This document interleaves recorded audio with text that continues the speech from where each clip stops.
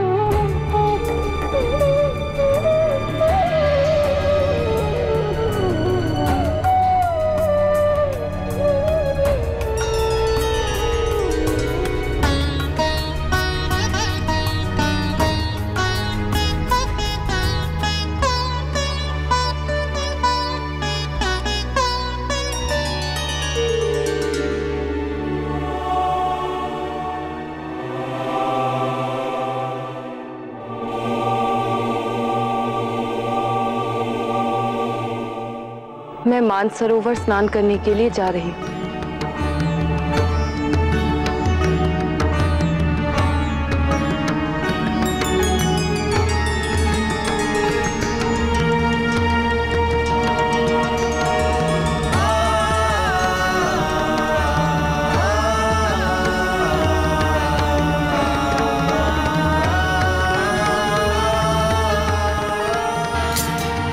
नारायण नारायण। प्रणाम प्रभु। मुझे तो आभास हो रहा है कि माता के साथ कोई अन्याय अवश्य हुआ है, परंतु आप तो भगवान हैं, आपसे तो कोई त्रुटि हो ही नहीं सकती। किंतु एक पति ने किसी कारणवश अपनी नवविवाहिता का हृदय अवश्य दुखाया है, उसे ठेस पहुंचाइए। क्यों प्रभु? नारायण नारायण। मैंने माता को प्रारंभ से ही पीड़ित देखा है प्रभु। सर्वप्रथम मैंने उनको आपके प्यार में विवश और दुखी देखा। मैंने सोचा कि विवाह के उपरांत उनकी सारी पीड़ाओं का अंत हो जाएगा, किंतु प्रभु प्रथम प्रणय रात्रि में भी मैंने उनको वैसे ही दुखित और द्रवित देखा। मेरी माता दुखी है प्रभु, उनकी पीड़ा का निवारण कीजिए प्रभु, निवारण कीजिए। पत्नी का पति से रूठना प्रेम की एक अभिव्यक्ति है नंदी।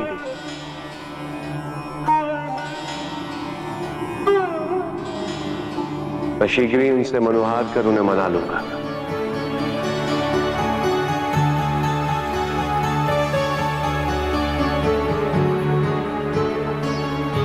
परंतु मुझे यह नहीं सूझ रहा कि मैं सती को मनाऊंगा कैसे।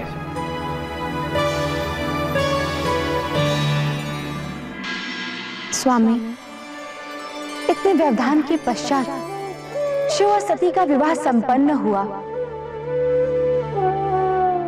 कामदेव और रति ने स्वयं उनके प्रथम पन्ने रात्रि की तैयारियां की, फिर भी शिव और सती का मिलन नहीं हो सका। ये इतनी सरलता से होने वाला मिलन नहीं है देवी लक्ष्मी, क्योंकि इसकी जटिलताएं अनेक हैं। एक और सती है जो मनुष्य रूप में है, जिसकी अपनी सीमाएं होती हैं, और दूसरी ओर सभी सीमाओं से परे वैरागी जीवन जीने के आदी हो चुके महादेव।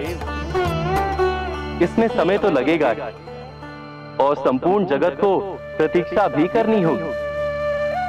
आश्वस्त करने वाली बात यह है कि शिव संन्यास से गृहस्थ की ओर जाने का प्रयास कर रहे हैं। हाँ, तभी तो रूठी हुई सती को मनाने के लिए व्याकुल है शिव। परंतु सती भी तो अपने हट पर अड़ी हुई है। भोलेनाथ उन्हें मनाए तो कैसे? आप देखिए देवी, जितने निराले भोलेनाथ हैं उतना ही निराला उनका मनाने का ढंग भी होगा। मुझे तो लगता है आज संसार को भी कोई उपहार मिलने वाला है महादेव से।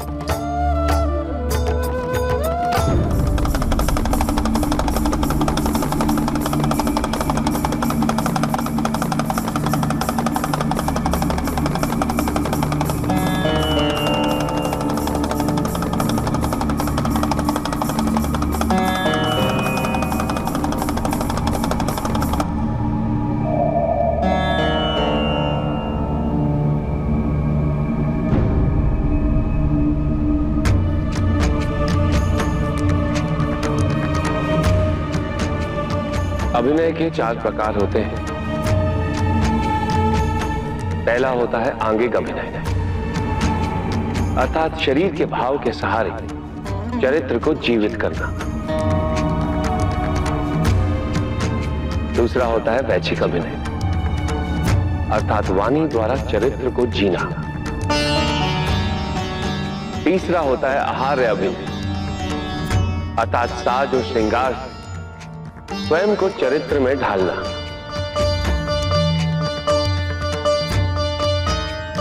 चौथा और अंतिम अभिनय सात्विक अभिनय, अर्थात अपनी आत्मा की अनुभूति से चरित्र को जीना।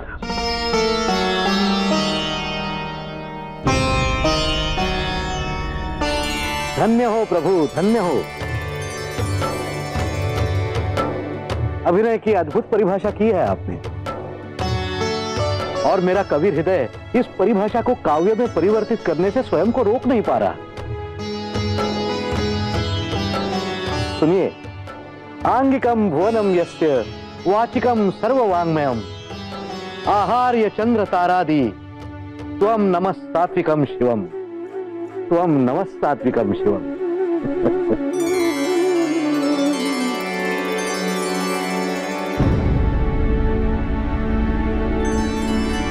आज से हम यहां कैलाश पर नाटक का प्रदर्शन करेंगे।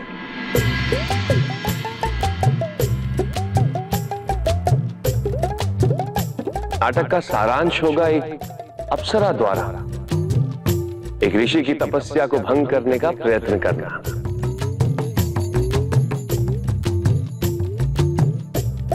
मैं ऋषि बनूंगा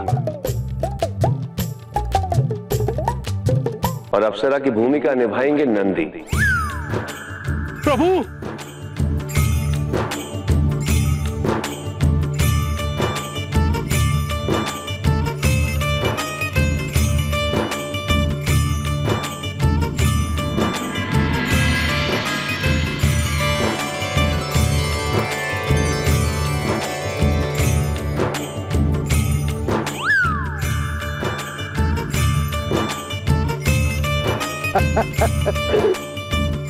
नारायण नारायण।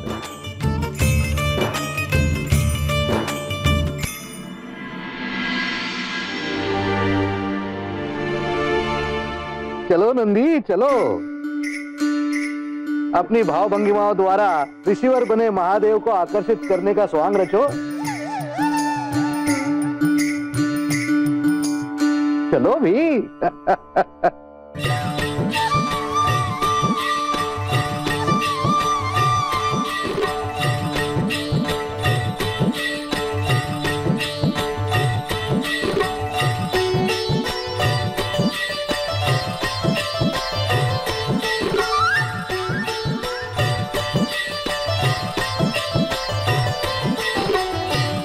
मैं स्वर्ग की अप्सरा आपसे प्रणय के निवेदन हेतु आपके समक्ष प्रस्तुत हूं ऋषिवर। कृपया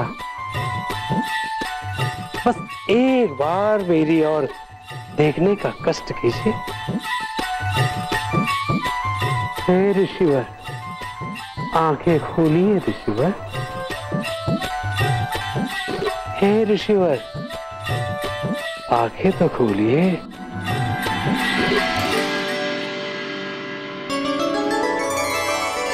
नहीं नहीं नहीं प्रभु,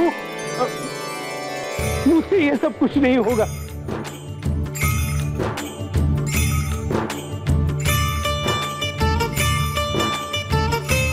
नहीं प्रभु, ये मैं नहीं कर सकता। आपके तप को भंग करने का दुस्साहस मुझसे नहीं होगा। नहीं करनी मुझे मेनका की भूमिका। अभिनय मेरे बस का नहीं है प्रभु। मैं तो आपका अनुचर हूँ, आपका नंदी। मैं आपका सेवक बनकर ही प्रसन्न हूँ। नहीं कर सकता मैं ये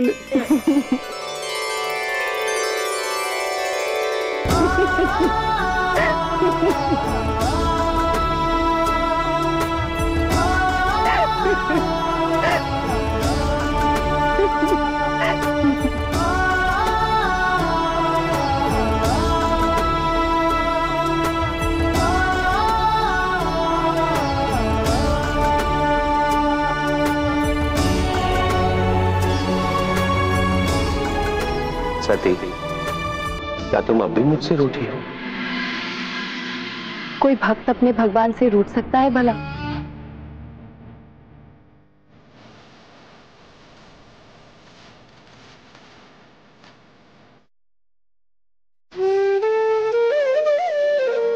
आज से हम प्रतिदिन कैलाश पर तुम्हारे मनोरंजन की व्यवस्था करेंगे। कभी कैलाश पर नाटक खेला जाएगा, तो कभी नृत्य संगीत का उत्सव मनाया जाएगा।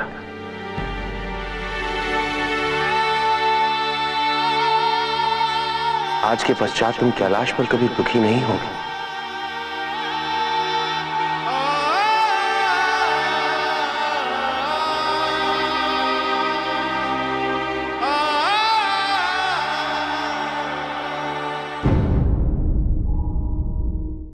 मैं कहूँ कि वही नाराजगी वाला सीन था और जहाँ से स्टार्ट हुआ और कहीं ना कहीं उनको फील हो रहा था, क्योंकि जैसे ही वो सुबह हुई तो वहीं पे बैठे हुए थे शिव जी जो थे, और वो सोचों में थे और वो सोच रहे थे, और उसी दौरान वो उठी हैं और उन्होंने उनको महसूस करने की कोशिश की है, हाथ रखा है लेकिन उन्होंने हाथ झटक दिया है और वो मतलब नाराज़ थी।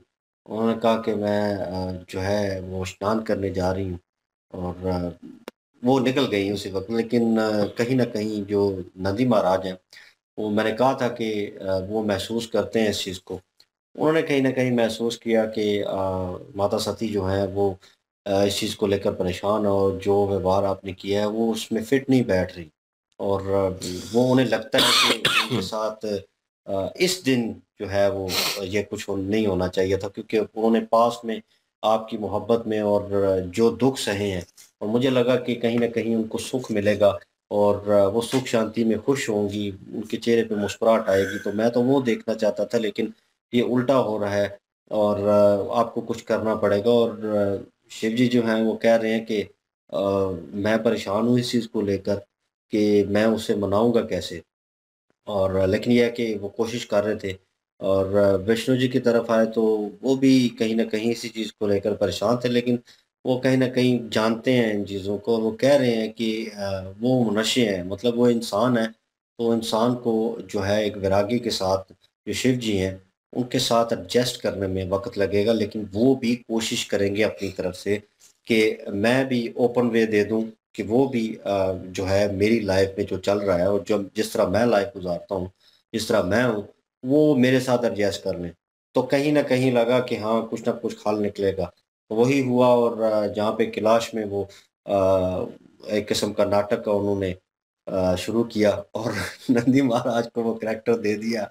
लेकिन माने फ़नी पार्ट था इस एपिसोड का, लेकिन मज़ा आ रहा था, क्योंकि नंदी महाराज जो है वो सीरियस करैक्टर है उस हिसाब से, बाकी सब ने, ठीक है, शिव जी के बाद तो जो है नारायण भी वहीं पे खड़े थे, देव नारायण जो है, तो वो भी इसी चीज़ को लेकर परेशान थे, और उन्होंने भी एक हस्बैंड वाइफ का वो जो है एक बात की बीच में कि वो किस तरह और क्या चलता है और उनकी लाइफ में क्या होता है। उन्होंने एक सजेशन दी शिव जी को, उन्हें भी लगा कि माता सती जो है वो खुश नहीं है, और उन्होंने भी इसी चीज़ के ऊपर, लेकिन जब नाटक शुरू हुआ और उनको वो गेटअप दिया गया, गेटअप बहुत अच्छा था, और जिस तरह उन्होंने वो रोल को निभाया और वहाँ पे चल के आए हल्के-हल्के पैरों से कि ऊपर तो देखे लेकिन जैसे शिव जी ने आँखें खोली हैं, तो उसके बाद वो खुद शर्मा गए हैं कि ये मैं क्या कर रहा हूँ? अब मतलब प्रभु के सामने मैं इस तरह की हरकतें करता हूँ, अच्छा लगूँगा। तो उसी वक़्त वो कैरेक्टर से निकल गए, लेकिन बेसिक मकसद जो था, वो सती जी को समझाना भी था, एक किस्म का एंटरटेन करना था उनको, कि उनके चेहरे के ऊपर मुस्कुराहट आए और वो उस गम और गुस्से से, उस सिचुएशन से निकलें, ताकि वो मेरी बात को या मुझे समझ सकें। और उन्होंने ये भी कह दिया शिव जी ने कि अब नाटक हुआ करेगा, क्योंकि जब वो आगे पीछे मसरूफ़ होंगे तो वो मसरूफ़ होते हैं, बहुत सारे कार्य ऐसे उन्होंने करने हैं, ज़रूरी हैं, तो वो उधर मसरूफ़ होंगे तो वो अकेला महसूस नहीं करेंगी, और वो जो माहौल चल रहा है और बाकी सब हैं उनमें मर्ज करने की कोशिश कर रहे हैं उनको। जब वो उनके साथ मिल जाएंगी, मर्ज हो जाएंगी, तो मेरे ख्याल में उनको कमी महसूस नहीं होगी। अभी वो फिल वक्त एक जो है वो शिव जी हैं, उनसे वो जुड़ी हुई हैं, और उन जब वो उनसे दूर होते हैं तो वो उनकी कमी महसूस करते हैं। तो वो उस कमी को थोड़ा बहुत पूरा करने के लिए वो दूसरे लोग जो हैं उनके साथ एक कह लें कि उन्होंने नाटक का वो किया है कि नाटक होगा और संगीत भी होगा और ये सब वो उसमें इन्वॉल्व करना चाह रहे हैं उनको। तो उनका मूड तो ठीक हो गया अभी फिल वक्त, लेट्स ही देखते हैं। बिल्कुल जी, यहाँ पे सती जी को राज़ी करने की कोशिश की गई है और शिव जी को भी बताया गया है। देवऋषि जो नारद हैं वो भी बता रहे थे, वो कह रहे थे कि आप तो शिव जी हैं, आप तो गलती कर नहीं सकते, लेकिन एक पति जो हैं उन्होंने अपनी पत्नी का दिल यहाँ पे ज़रूर दुखाया है। और सती जी की जो एक फीलिंग है ना, वो भी मुझे नज़र आ रही है कि वो खुश नहीं है, वो दुखी है काफ़ी ज़्यादा। यहाँ पे नंदी महाराज जो हैं उन्होंने भी बताया शिव जी को कि सती जी जो हैं वो रात भर जागती रही हैं और वो काफ़ी ज़्यादा दुखी हैं कि आप चले गए थे, तो इस चीज़ को वो बर्दाश्त नहीं कर सकीं आपका जाना। तो आप उनको मना लीजिए। तो शिव जी ने कहा है कि पति जो है ना, उससे रूठना पत्नी का अधिकार है और ये भी एक प्यार की निशानी है। अगर पत्नी रूठ जाती है तो उसको मनाना कैसे है, ये भी पति को पता होना चाहिए। तो यहाँ पे उनको मनाने के लिए ये सारा जो है ना नाटक वो रचाया गया है। और वहाँ पे विष्णु जी बैठे हुए थे जिनसे माता लक्ष्मी जो है वो वार्तालाप कर रही थी कि अब सती जी को कैसे मनाएंगे। तो विष्णु जी ने कहा था कि अब ये शिव जी की लीला है, अब ये शिव जी ही बेहतर जानते हैं कि वो कैसे इनको मनाएंगे। उन्होंने मना लिया और सती जी के लिए, उनको खुश करने के लिए उन्होंने कहा आपके मन को खुश करने के लिए आए रोज कैलाश पर्वत पर कुछ ना कुछ हुआ करेगा। नाटकबाजी भी हुआ करेगी और संगीत के जो प्रोग्राम है वो भी हुआ करेंगे ताकि आप खुश रह सकें यहाँ पर। बिल्कुल जी, और विष्णु जी ने भी ने कहा है कि सती जी जो हैं वो अभी मनुष्य रूप में ही हैं, तो वो ज़ाहिर है उनकी एक सीमा है और उस हिसाब से वो सोचती हैं और उनको वो सारा कुछ चाहिए। लेकिन जो शिव जी हैं वो ठहरे वैरागी और उनके वो इन सीमाओं से बाहर हैं। तो वो बहरहाल प्रयत्न कर रहे हैं उस सीमाओं में जो है वो उस चीज़ में आने की, और वैरागी को जो है वो मेरे ख्याल में त्यागने की जो है वो कोशिश कर रहे हैं। और आहिस्ता-आहिस्ता ही टाइम लगेगा, समय लगेगा इस चीज़ को, और इतनी आसानी से तो नहीं होगा। तो लेकिन ये है कि उन्होंने कह दिया कि भोलेनाथ जितने निराले हैं उतने ही निराले उनके जो है मनाने का अंदाज़ होगा। तो वही हुआ कि उनके मनाने का अंदाज़ जो था वो एक नाटक से शुरू हो गया, ताकि जो है मनोरंजन के लिए सती जी के जो है वो नाटक होगा और उसके बाद संगीत की महफ़िलें लगेंगी वहाँ पे, ताकि दुखी ना रहें, और वो दुखी देखना भी नहीं चाहते सती जी को, ये भी सच है। और इसलिए जो है उन्होंने नाटक भी किया और नंदी जी बेचारा फँस गया बीच में, और उसने उससे नाटक भी करवाया गया, तो अप्सरा बन के स्वर्ग की। तो बहरहाल ये है कि अब आगे देखते हैं क्या होता है। बिल्कुल यार, लाइक शेयर सब्सक्राइब कर दें। इंशाल्लाह मिलते हैं नेक्स्ट वीडियो में। अपना ख्याल रखिएगा, दुआ में याद रखिएगा। तब तक के लिए अल्लाह हाफिज़, पीस।